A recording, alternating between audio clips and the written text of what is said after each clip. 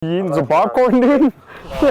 For some reason, we've been having a bunch of problems with people sleeping in the hallways here. I don't know why this is the new hangout. You eating some popcorn, dude? From Colfax to 16th on Macon has gotten out of control. Replace! For some reason, we've been having a bunch of problems with people sleeping in the hallways here. So the reason the police department's here is that we tow the cars and we provide security. Do you guys have the ham one? The ham and cheese one is the best. No day is the same. I'm contacting you, man, because your plate's expired. We can do anything from being at a school event talking to kids about safety, and then next thing we know, we're doing a stop for our gang unit or doing a stop for our narcotics unit. And it's just, you never know where it's gonna take you every single day. It's like these apartments here, for some reason we've been having a bunch of problems with people sleeping in the hallways here. See all those people going in right there? I'd imagine, and then all the bikes on the outside, it makes it look like there's almost no one's supposed to be in there. So let me check. A lot of his apartment complexes like this, they sign what's called a trespass authorization, and it allows us to enforce trespassing laws on their property. We're talking 10 to 15 people at a time over there trespassing, and it's the pawn shops complaining, and then there's a couple of different markets that are right there that keep complaining that they can't get any business because their entire parking lot's full of people just loitering in the parking lot. Hey, could you meet me over at 1588 Macon for some trespass? I saw probably four people going in over there, so. Dude, have they been here every day? Okay, are you having problems with them? Like, I'm just saying, just sleeping in the hallways? It's a lot of gratifying work because you get to see it from the beginning to the end a lot of the time too. So I know all the business owners now because I've got them to sign trespass agreements. I got them putting up signs.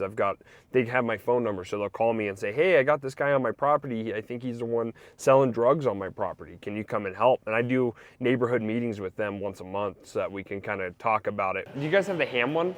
The ham and cheese one is the best. Like going to these different shops says a lot. I feel like people get nervous when they see cops a lot because they just don't see them all the time. But if they're in your business every day and they're coming up and you're just working the counter and you see a cop every day and he comes and says, hey, how are things going? It really makes you a lot more comfortable if you do have to call the police at some point. You want to run this van real quick? Yeah.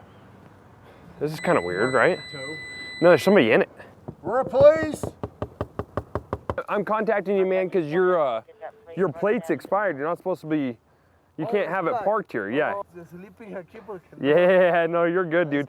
This isn't your car, though. So we're gonna mark it for a 48-hour tow.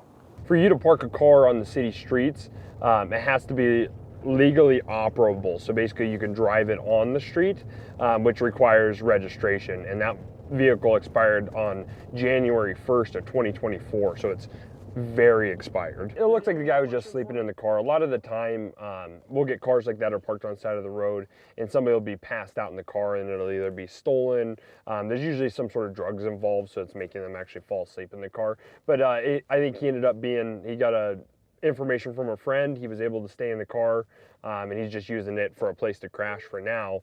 The thing that tipped me off when I looked at the car is they had the back license plate bent up so you couldn't see the tags unless you were actually walking past it.